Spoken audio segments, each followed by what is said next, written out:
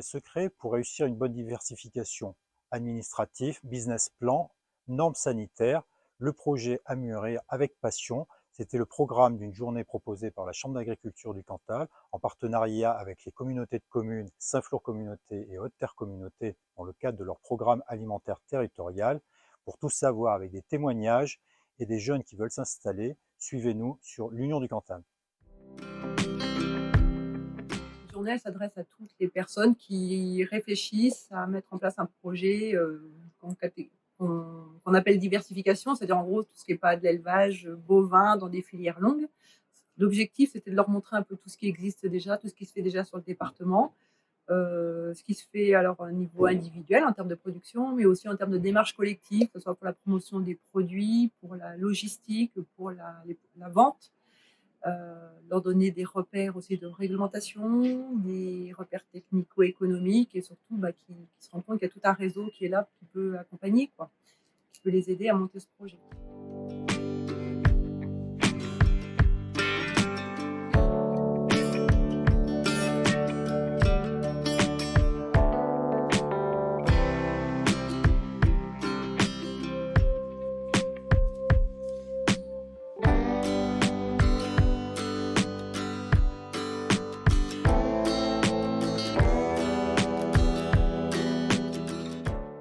Et la moitié, c'est des GMS du coin, voilà, sur les 3 bassins de vie autour de nous, Saint-Flour, Murat, le Brivadois et Issoire, Clermont. Voilà.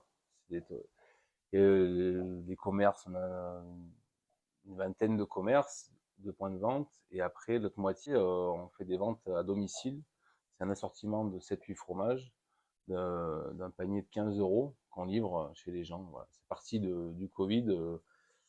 Que les gens ne pouvaient pas sortir, on laissait une glacière chez eux. Du coup, l'avantage pour nous, c'est que voilà, on optimise du temps pour distribuer. Ces gens-là ont gardé ces habitudes-là de laisser une glacière en général, et du coup, on arrive sur un circuit à faire pas mal de ventes sur un temps plus réduit, quoi.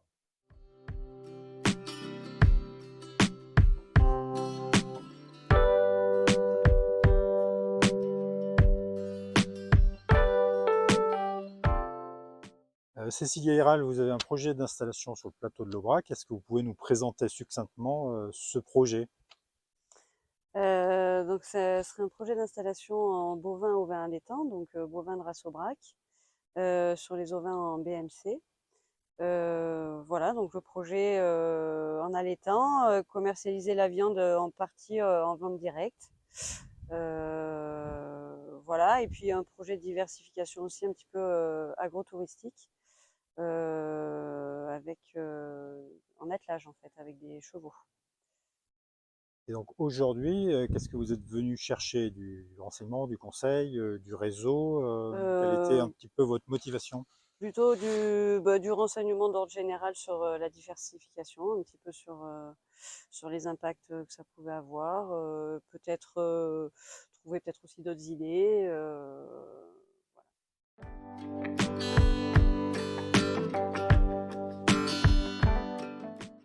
Béatrice Bromet, vous êtes installée depuis déjà quelques années, mais au fur et à mesure, vous êtes diversifiée. Alors cette diversification, est-ce que vous pouvez nous expliquer quel a été l'objectif et l'enjeu pour votre exploitation? Alors j'ai la connaissance d'un vieil adage, ne pas avoir tous les œufs dans le même panier. Donc ça, je l'ai entendu un paquet de fois. Puisqu'en fait, quand j'ai repris l'exploitation à mes parents, initialement, déjà, il y avait une diversification, notamment au niveau du bois de chauffage et au niveau aussi de la culture des pommes de terre, qui complémentait l'activité principale du bovin allaitant.